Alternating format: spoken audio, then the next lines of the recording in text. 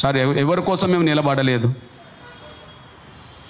భారతదేశంలో ఎక్కడ జరగని ఉద్యమాలు సమాజం కోసం ఇక్కడనే జరిగింది సార్. భారతదేశంలో ఎక్కడ జరగని కొన్ని సమస్యల పరిష్కారం ఇక్కడనే జరిగింది సార్. అంటే వర్గీకరణ కోసం పోరాటం చేస్తూనే 30 ఏళ్ళు సమాజం పట్ల బాధ్యతతో ఉండమే తప్ప ఎప్పుడు కూడలేదు సార్. ఇక మీ దృష్టికి తీసుకొస్తున్నా సార్, కోరుకునే వాళ్ళు దాడులకు దిగలేదు సార్. అంబేద్కర్ కాలంలో రిజర్వేషన్లు కోరుకునే వాళ్ళు అగ్రకులం దాడులు దిగే పరిస్థితి సార్. కానీ రిజర్వేషన్లు అడ్డుకునే వాళ్ళే దాడులు దిగారు సార్. అంబేద్కర్ని కూడా బెదిరించారు, నీ సంగతి చూస్తామని చెప్పి. అంటే అడ్డుకునే వాళ్ళకే పలుకుబడి ఉంటుంది కాబట్టి వాళ్ళు దాడులు దిగారు సార్. మండల కమిషన్ అమలు జరగాలని పోరాటం చేసి ఉన్నప్పుడు దాడులకు దిగింది అగ్రకులాలు కానీ బీసీలు కాదు సార్, దళితులు కాదు సార్. ఇప్పుడు ఎవరు దాడులు దిగుతుంది సార్? మేము ఎక్కడన్నా మాల సామాజిక వర్గం సంబంధించిన పట్టుకొని ఇక్కడికి ఇది చేసినామని చెప్పి 30 ఏళ్ళ చరిత్ర ఎక్కడన్నా ఉన్నది సార్? చరిత్ర మీ కళ్ళ ముందు పెడతా సార్, చరిత్రను మీ కళ్ళ ముందు పెడతా సార్. రేపు అవన్నీ రిపోర్ట్ పరంగా, రికార్డు పరంగా, ఆధారాల పరంగా, ఫోటోల పరంగా, వీడియోల పరంగా ఇస్తా సార్. 94 జూలై 7న ఎంఆర్పిఎస్ మొదలు పెడితే సార్ 10 రోజులకే నేను దెబ్బతిన్నా సార్. చీరాల్లో కారంచేడు మృతవీరుల దినం జూలై 17 సార్. 94లో బాలుగోపాల్ గారు గద్దరన్న ఆ సంస్మరణ సభకు వస్తుండడం తెలిసి ఒక 10 కరపత్రం వేసి పంచితే అక్కడ మాలలు నా మీద దాడి చేశారు, నా చొక్కా చినిగిపోయింది సార్. ఇది అందరు తెలుసు సార్. అక్కడ నువ్వు వర్గీకరణ కోరుతూ నువ్వు ఇక్కడ కరపత్రం పంచుతావు అని చెప్పి నా మీద ఎంఆర్పిఎస్ కార్యక్రమం దాడులు చేశారు సార్. నేను పాదయాత్ర చేస్తుంటే ఉలవపాడులో కత్తులు పట్టుకొని కర్రలు పట్టుకొని నా ఎంబడబడ్డారు సార్. ఇది పేపర్లు వచ్చినాయి సార్. విజయనగరం జిల్లా ఏస్కోట దగ్గర ఉండబడే ఒక ధర్మవరం అనే గ్రామంలో అంబేద్కర్కి విగ్రహం మీద దండ వేస్తుంటే నా మీద దాడులు చేశారు సార్. తూర్పు పశ్చిమ గోదావరి జిల్లాలో నా వెంబడిపడ్డారు సార్. అమలాపురం చోట, అదే సమయంలో చింతలపూడి కాడ నా వెంబడిపడి దాడులు చేశారు సార్. అంతగా సార్ 97లో ఎంఆర్పిఎస్ వర్గీకరణ సాధించిన తర్వాత ఆ విజయోత్సవం జరుగుతుంటే తూర్పుగోదావరి జిల్లా ఉప్పలకుప్తం మండలంలో మీరా సాహెబ్ అనే ఒక మాదిగ బిడ్డను, 18 సంవత్సరాల మాదిగ బిడ్డను కత్తులతో పొడి చంపింది సార్. Record sir. ఆ రోజు ఏబికే గారు ఎడిటోరియల్ రాశారు సార్, కృష్ణమాదిగ గారు పోతున్నాడు అంత్యక్రియలకు ఏం జరుగుతుందో అని. సార్ చంపబడ్డాడు సార్ మా బిడ్డ. ఏబికే గారు ఎడిటోరియల్ రాశారు సార్.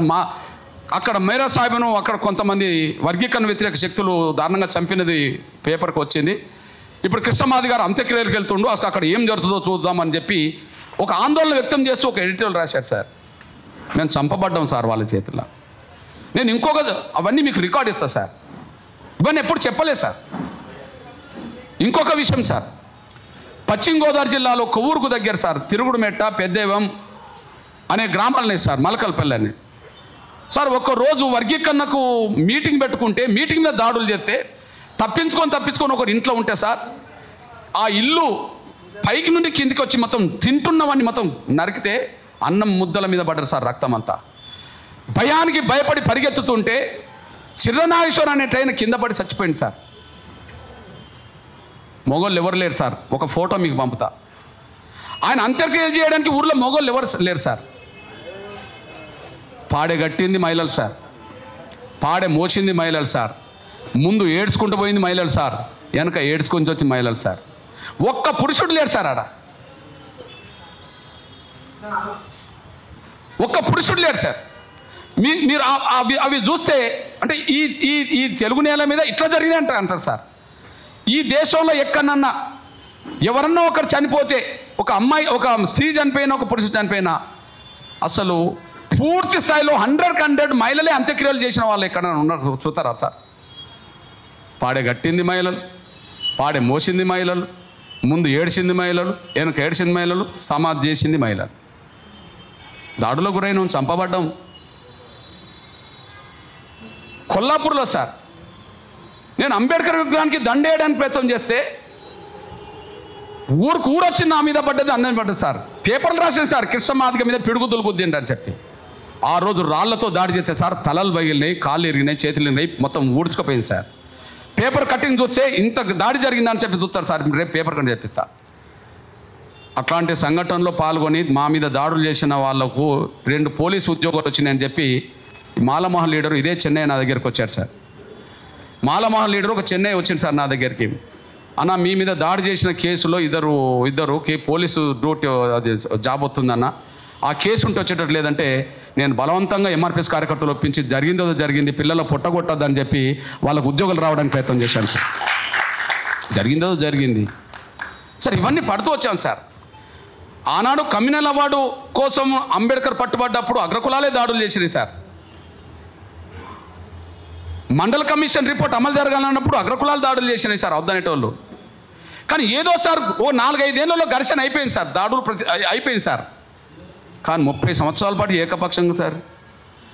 సార్ ఎప్పుడన్నా 96 సార్ టీడీపీ ప్రభుత్వం ఉన్నప్పుడు 96 హైదరాబాద్లో దిగ్బంధం చేశాం సార్. దిగ్బంధం చేశారు సార్ చంద్రబాబు నాయుడు గారు సార్. ఈ దిగ్బంధం అదే రోజు కమిషన్ పడ్డా సార్. బషీర్బాగ్ ప్రాంతం మొత్తం దిగ్బంధం చేశాను సార్ 96 అంటే 29 సంవత్సరాల క్రితం. 96లోనే చంద్రబాబు నాయుడు గారిని వర్గీకరణ మీద మీటింగ్ రప్పించాలి సార్. సార్ 96 మొదలుకొని మొన్న 2023 నవంబర్ 11 వరకు పరేడ్ గ్రౌండ్లో ఎన్నో మీటింగ్లు పెట్టాము సార్. లక్షల సంఖ్యలో వచ్చారు సార్. ఆ లక్షల సంఖ్యల వేదికల మీద ఎప్పుడన్నా మేము తొడలు కొట్టామా సార్? మేము ఎప్పుడన్నా మీసాలు తిప్పామా సార్? మేము ఎప్పుడన్నా తొక్కుకుంటూ పోతామన్నావా సార్? అవసరం అనుకుంటే చంపేస్తామని అన్నావా సార్? ఎక్కడన్నా వాళ్ళ భాష ఏంటి సార్? ఇప్పటికే వాళ్ళ మాటలు ఏంటి సార్? ఆవేదన ఎవరికి ఉన్నది సార్? మాకున్నది. ఆవేశం ఎవరికి రావాలి సార్? మాకు రావాలి. ఎవరో ఓపిక పడుతున్నాం సార్? ఎవరు సహనంతో ఉద్యమం చేస్తున్నాం సార్? ఇన్ని ఉద్యమాలు ఎక్కడన్నా ఇన్ని జరిగినాయి సార్. మా మీద ఫలాని కాడ దాడి జరిగిందని చెప్పి ఎవరైనా అనిపిస్తారా సార్? బూటకం ఎన్కౌంటర్ జరిగిన చోట కూడా సార్ చాలా దిక్కులో నేను వెళ్ళాను సార్, మీరు చూశారు. మా మాల తమ్ములు సిరిసిల్ల జగిత్యాల దగ్గర 3 చంపబడితే ఎవరు వెళ్ళని కాడికి వెళ్ళి నేను వాళ్ళని సమాధి చేసి వచ్చాను సార్ అంత్యక్రియలో. సార్ వర్గీకరణ కోసం పోరాటం చేస్తుంటే చివరికి మా మీద దాడులు, చివరికి వర్గీకరణ సమర్థించేటోళ్ళను కూడా వాళ్ళు బ్రోకర్లని మాట్లాడి వీడియోలో పెట్టే కాడికి వాళ్ళు ఇంకోటి బూత్ పదం వాడి ఏం వాడిండ్రు సార్? అదేం పదం సార్? ఇప్పుడు వర్గీకరణ సమర్థించేటోళ్ళందరూ గా మాట మాట్లాడితే వర్గీకరణ కోరుకుంటే మా మీద దాడులు చేస్తా అంటారు, తొక్కిపోతామంటారు. వర్గీకరణ సమర్థించే వాళ్ళు బ్రోకర్లు అంటారు, ఇంకోటి అంటారు. ఎవరు చెప్పాలి సార్ వాళ్ళకి? 30 ఏళ్ళ సార్.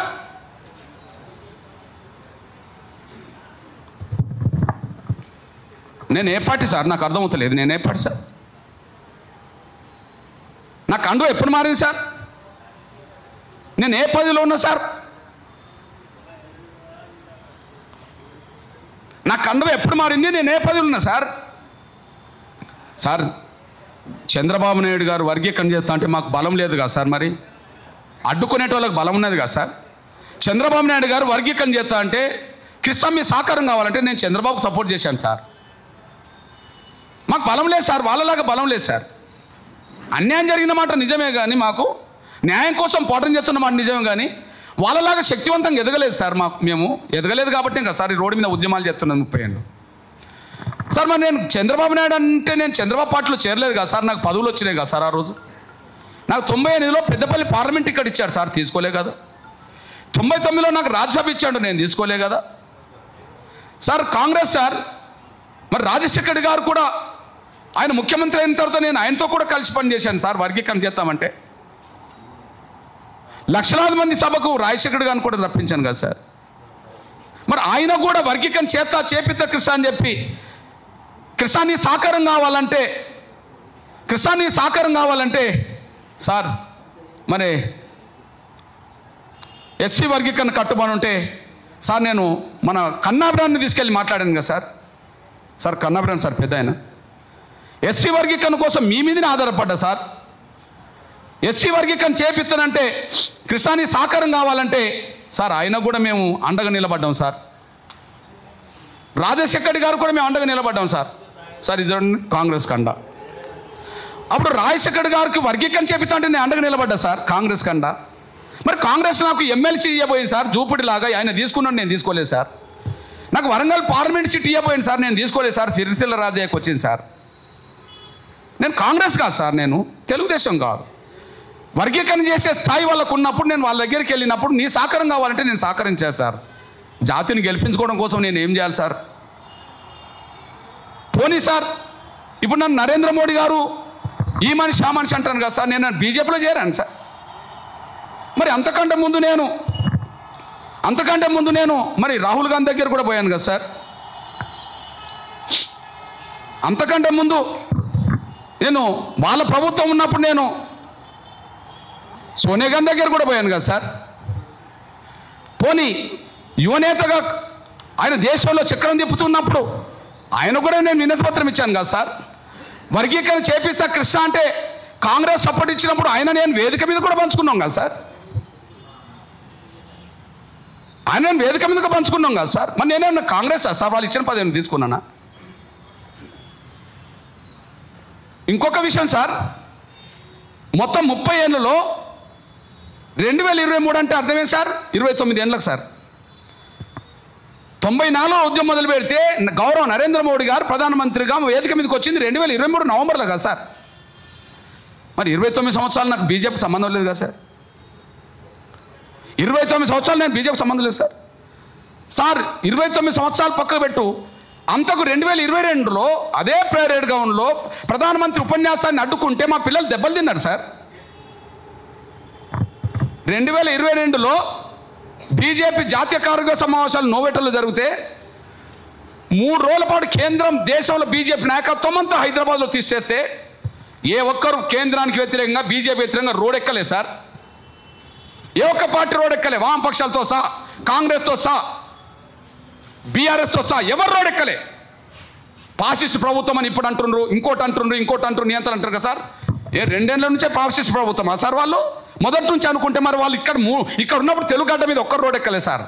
కానీ ఎస్సీ వర్గీకరణ జరగకుండా ఇక్కడ ఎట్లా జరుగుతారని చెప్పి ఎంఆర్పిఎస్ రహదారులకు మొత్తం బంద్ పిలుపునిచ్చింది సార్. నేను ఇంద్రపార్కులో నల్ల జెండా ప్రదర్శన చేశాను సార్. వాళ్ళ మీటింగు నోవెటల్లో జరుగుతుంటే నోవెటల్ ముట్టడించి ఎంఆర్పిఎస్ నాయకులు అరెస్ట్ అయ్యాను సార్. అదే రోజు ప్రధానమంత్రి ఉపన్యాసం పరేడ్ గ్రౌండ్లో జరుగుతుంటే ఆ పరేడ్ గ్రౌండ్లో నిరసన వ్యక్తం చేయడానికి వెళ్ళిన కార్యకర్తలు గౌరవ నరేంద్ర మోడీ గారు మీటింగ్లో మాట్లాడుతుంటేనే మా వర్గీకరణ గురించి మాట్లాడు, లేకపోతే ఎందుకు ఇక్కడ ఉంటారని చెప్పి ఎదుర్కొని ముందుకెళ్తుంటే వేలాది మంది వచ్చి మా పిల్లల మీద దాడులు చేశారు సార్. తలలు పెట్టారు సార్. ఆ రోజు కాలు చెక్కలు ఇరిగినాయి, నడుములు ఇరిగినాయి. ఇప్పుడు ఆ సీన్ చూస్తే వాళ్ళు కొడుతున్నప్పుడు వీళ్ళు ఆ కొడుతున్న సీన్ ముడుతుంటే మీరు చూడలేరు సార్.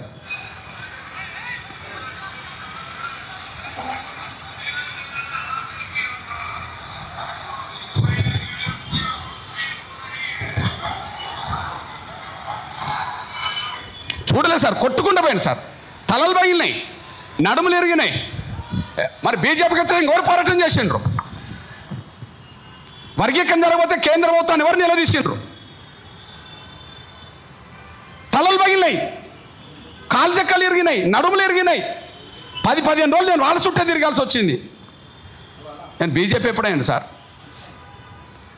కానీ ఏ వేదికలనైతే మేము అవమానం పడ్డామో, ఏ పరేడ్ గ్రౌండ్లో అయితే మేము దెబ్బలు తిన్నామో, ఆ పరేడ్ గ్రౌండ్కే ప్రధానమంత్రిని రప్పించుకొని వర్గీకరణ మద్దతు తీసుకునేటట్టు చేశాం సార్. మేము అవమానాలు పడ్డప్పుడు, బాధలు పడ్డప్పుడు, దెబ్బలు పడ్డప్పుడు మాకు ఎవరు అండగలేరు సార్. గౌరవ నరేంద్ర మోడీ గారు ప్రధానమంత్రి హోదాలో వచ్చి వర్గీకరణ విషయంలో మేము చొరవ తీసుకుంటాం, ఓ కమిటీ ఏర్పాటు చేస్తాను, సుప్రీంకోర్టులో రాజ్యాంగ ధర్మాసనానికి కేంద్రం సహకరిస్తుంది, వర్గీకరణ విషయంలో కేంద్రము సుప్రీంకోర్టులకు స్వచ్ఛత ఇస్తుంది, మేము అండగా నిలబడతామని చెప్పారు సార్. అండగా నిలబడతా అన్న వాళ్ళు మీ సహకారం కూడా కావాలన్నారు సార్. నేను సహకరించానా? నాకు వర్గీకరణ కావాలి. తెలంగాణ ఉద్యమం నడుతున్నప్పుడు కేసీఆర్ గారు బొంతపూర్వమే ముద్దాడతానన్నాడు సార్. తెలంగాణ రాష్ట్రానికి ఎస్ అంటే బొంతపూర్వమే ముద్దాడతానన్నాడు సార్. ఆయన కాంగ్రెస్ దగ్గర పోయింది సార్, టీడీపీ దగ్గర పోయిండు, అందరి దగ్గర పోయింది సార్. నేను పోయింది ఎవరి దగ్గర సార్? నేను కేసీఆర్ దగ్గర పోలేదు సార్. ఎస్సీ వర్గీకరణ సమర్థించిందిగా. అప్పుడు పిసిసి అధ్యక్షుడు ఎవరు సార్? డి శ్రీనివాస్ వర్గీకరణ సమర్థించి లేఖ రాసింది కదా. అప్పుడు ప్రతిపక్ష నాయకుడు ఎవరు సార్? చంద్రబాబు నాయుడు వర్గీకరణ మళ్ళీ సమర్థించింది కదా. అప్పుడు ముఖ్యమంత్రి ఎవరు సార్? రోషే గారు వర్గీకరణ సమర్థించి లేఖ రాసింది కదా. ఆ సమయంలో బీజేపీ అధ్యక్షుడు ఎవరు సార్? గడ్కర్ గారు వర్గీకరణ సమర్థించి లేఖ రాసింది కదా. ఈ దేశ మాజీ ప్రధానమంత్రి దేవగౌడ గారు కూడా వర్గీకరణ సమర్థిస్తూ లేఖ రాశాడు కదా. ఈ దేశంలో పేరుగల్ల ఒక బలహీన వర్గాల నేత లాలూ ప్రసాద్ యాదవ్ వర్గీకరణ సమర్థిస్తూ లేఖ రాశాడు కదా. శరద్ యాదవ్ గారు ఎంతో డెమోక్రట్ అని చెప్పబడుతున్నా శరద్ యాదవ్ గారు వర్గీకరణ సపోర్ట్ చేస్తూ లేఖ రాశాడు కదా. ఈ దేశంలో కురువృద్ధుడుగా పిలువబడుతున్న శరద్ పవార్ గారు ఎస్సీ వర్గీకరణకు అనుగుణంగా లేఖ రాశాడు కదా. ఈ దేశంలో సిపిఐ కమ్యూనిస్ట్ పార్టీ ప్రధాన కార్యదర్శిగా ఉన్న సమయంలో బర్ధన్ గారు లేఖ రాసి వర్గీకరణ జరగాల్సిందని చెప్పి కోరుకున్నాడు కదా సార్. ఈ దేశంలో సిపిఎం పార్టీ ప్రకాష్ కారత్ గారు నుంచి మొదలుకొని ఏచూరు గారు వరకు ఎస్సీ వర్గీకరణ జరగాల్సిందని చెప్పి లేఖ రాశాడు కదా సార్. శివసేన ఎస్సీ వర్గీకరణ జరగాలని చెప్పి లేఖ రాసింది కదా సార్. శిబు సోరెన్ గారు ఎస్సీ వర్గీకరణ జరగాలని చెప్పి జార్ఖండ్ నేత లేఖ రాసి వర్గీకరణ సమర్థించారు కదా సార్. శివసేన ఎస్సీ వర్గీకరణ సమర్థిస్తూ లేఖ రాసి మాకు అండగా నిలబడ్డది కదా సార్. సార్ అజిత్ సింగ్ గారు మన తెలంగాణ ఉద్యమానికి అంతో ఇంతో కొండంత అండగా నిలబడ్డ ఆ సమయంలో ఆయన కూడా వర్గీకరణ సమర్థిస్తూ కేంద్రానికి ఇచ్చారు కదా సార్. ఇక్కడ ఎంఐఎం అధినేత ఎస్సీ వర్గీకరణ సమర్థిస్తూ లేఖ రాసింది కదా సార్. అప్పుడు ప్రజారాజ్యం ఉన్నది సార్. చిరంజీవి గారు ఎస్సీ వర్గీకరణ సంబంధిస్తూ లేఖ రాశారు సార్. అప్పుడు లోక్సత్తా జయప్రకాష్ నారాయణ ఎమ్మెల్యేగా ఉన్నాడు సార్. ఏబిసిడి వర్గీకరణ జరగాలి సార్. ఇన్ని పార్టీల దగ్గరికి పోయాను సార్. ఇన్ని పార్టీలు సమర్థిస్తుండే, సమాజం సమర్థిస్తుండే సార్. దళితుల్లో ఎవరు సార్ వర్గీకరణ వ్యతిరేకించేది? దళితుల్లో 59 కులాలు సార్. మరి 59 కులాల్లో 58 కులాలు వర్గీకరణ కోరుకుంటున్నాయి సార్. 58 కులాల్లో ఏ ఒక్క కులాన్ని అడుగు మాకు వర్గీకరణ కావాలంటారు సార్. ఒక కులం ఎందుకు అడ్డం పడుతున్నారు సార్? ఆ అడ్డం పడేటోళ్ళు ఏ దుర్మార్గమైన మాటలు మాట్లాడుతున్నారు సార్. సార్ ఇప్పుడు మాట్లాడుతూ ఒక బ్రదరు రవి గారు నేను వర్గీకరణను సమర్థిస్తూ కొద్దిగా మాట్లాడినందుకు నన్ను కొంత దూషించిండ్రు, నా మనసు చివుక్కుమన్నదని అన్నాడు సార్. సార్ ఒక మాట మాట్లాడితేనే చివుక్కుమంటే 30 ఏళ్ళు ఎంబడబడితే మాకు కడుపు మండదా సార్? ఒక మాట వర్గీకరణ వ్యతిరేకించే వాళ్ళు వర్గీకరణ సమర్థించే వ్యక్తిని పట్టుకొని ఒక మాట అన్నారట, నా మనసు చివుక్కుమన్నదని నేను మాట్లాడిండు. అరే ఒక్కరోజు ఒక మాట అంటేనే అంత చివుక్కుమన్నారు కదా, 30 ఏళ్ళు మాకు గుండెలు పొడిచినట్టు చేస్తాను కదా సార్. మరి నేను సంపబడితే మా కాళ్ళు చేతులు ఇరగబడే, మేము దాడులకు గురవుతామి, మేము అవమానాలు పడుతుంటామి, అన్నీ చేస్తుంటామి, మమ్మల్ని సమర్థించిన వాళ్ళు కూడా మిమ్మల్ని అంటుండే. మరి ఎవరు చెప్పాలి సార్ వాళ్ళకి? 30 ఏళ్ళు ఎందుకు జరగాలి సార్ ఈ ఉద్యమం? అదే సమయంలో ఇంకొక విజ్ఞప్తి చేస్తున్నా. మా అక్క ఇప్పుడు తీర్మానం చేసిన మా చెల్లె, మా పిల్లలు, ఇదంతా నేను విజ్ఞప్తి చేస్తున్నా. మీరు ఏ ఎజెండా పెట్టినరో 5-6 అంశాలు, మీరు ఏ ఎజెండా పెట్టిన 5 అంశాలు, ఈ 5-6 అంశాలకు అదనంగా ఇంకా 10 అంశాల గురించి దేశవ్యాప్తంగా నేను ఉద్యమాన్ని నిర్మిస్తాను మీ అందరి సహకారంతో. ఈ 5-6 అంశాలకు సార్ ఇంకా 10 అంశాలు ఉద్యమం నిర్మిస్తాను. నేను స్వతంత్రంగా ఉన్నాను సార్. నేను ఎవరి పార్టీలో చేరాను సార్? ఎవరి పార్టీలో చేరింది లేదు, నా కండవ మారింది లేదు. నేను ఎవరి పార్టీలో చేరేది లేదు, నా కండవ మారేది లేదు సార్. నేను స్వతంత్రంగానే ఉంటాను సార్. భవిష్యత్తు రోజుల్లో మీరు చూడండి సార్, భవిష్యత్తు రోజుల్లో మీరు చూడండి, ప్రజాస్వామిక డిమాండ్లు సమాజం కోసం ఎన్నైతుంటాయో వాటన్నిటిని ఎలుగెత్తి చాటే కాడ అందరితో పాటు నేనే ముందటుంటా మీ అందరి సమక్షంలో. ఇంకా అంతకంటే కావాల్సింది సార్. కానీ ఈ సమస్య మీదనే పెడుతుంది కదా సార్ 30 ఏళ్ళు. ఈ సమస్య మీదనే పెడుతుంది కదా సార్ 30 ఏళ్ళు. ఈ సమస్య మీద ఉంటూనే సమాజం కోసం ఇది చేయాల్సి వచ్చింది కదా సార్. మరి ఈ సమస్య పరిష్కారం అవుతే ఇంకా నేను దేశవ్యాప్తంగా ఏం చేయాల్సి వస్తుంది కదా సార్. అంబేద్కర్ కాలం నుంచి కొన్ని సమస్యలు పెండింగ్లు ఉన్నాయి సార్. అంబేద్కర్ కాలం నుంచి కొన్ని సమస్యలు పెండింగ్లు ఉన్నాయి. డాక్టర్ బాబాసాహెబ్ అంబేద్కర్ పార్లమెంట్లో ఉన్నాడు, జగ్జీవన్ రామ్ గారు పార్లమెంట్లో ఉన్నాడు, కాన్షీరామ్ గారు పార్లమెంట్లో ఉన్నారు. నిన్న వరకు ఉండి చనిపోయిన రామ్విలాస్ పాస్వాన్ గారు దళిత నేతగా పార్లమెంట్లో ఉన్నాడు.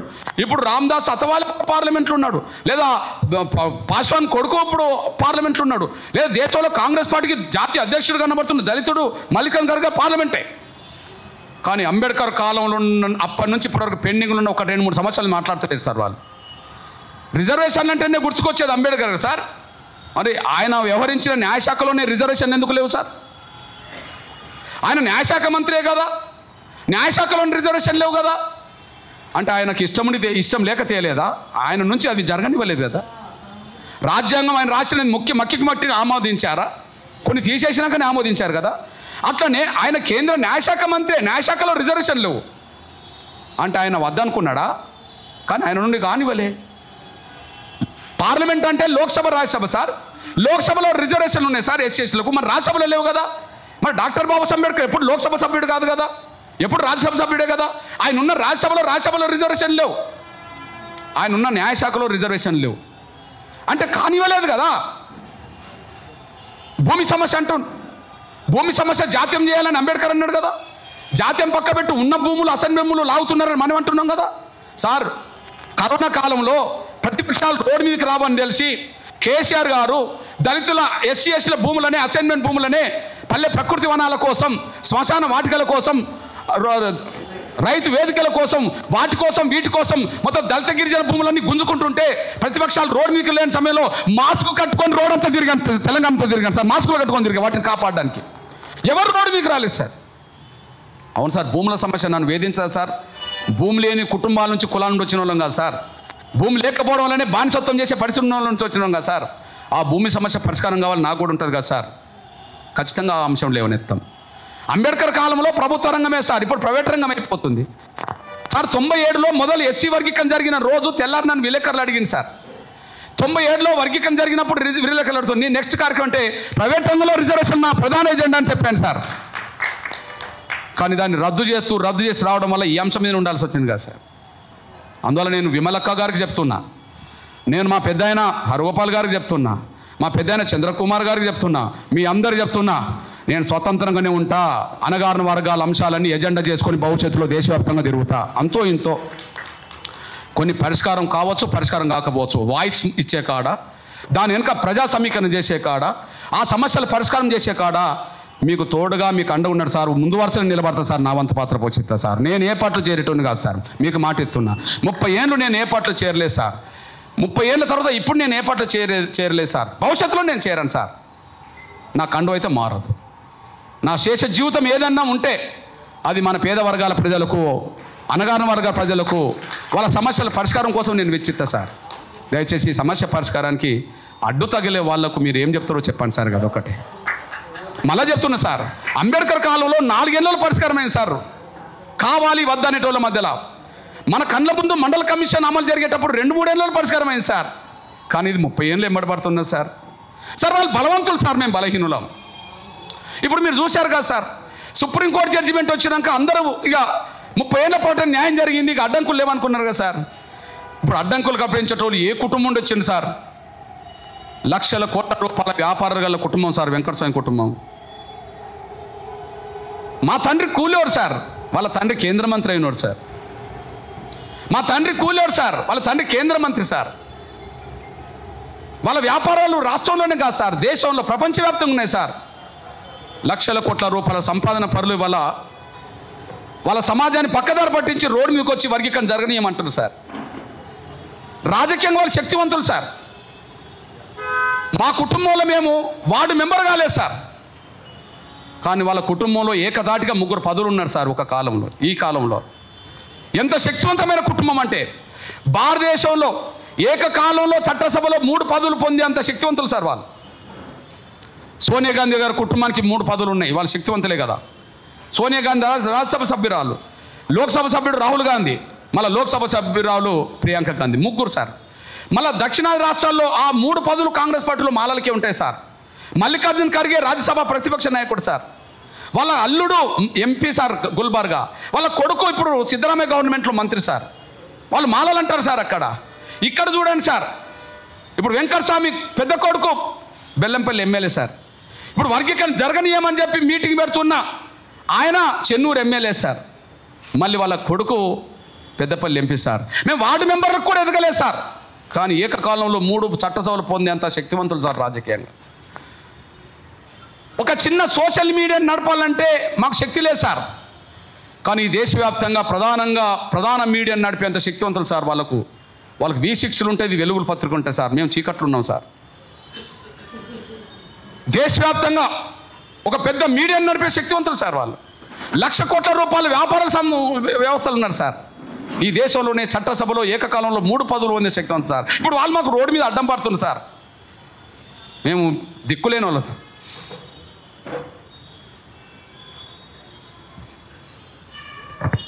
కాపాడండి సార్, కాపాడండి సార్,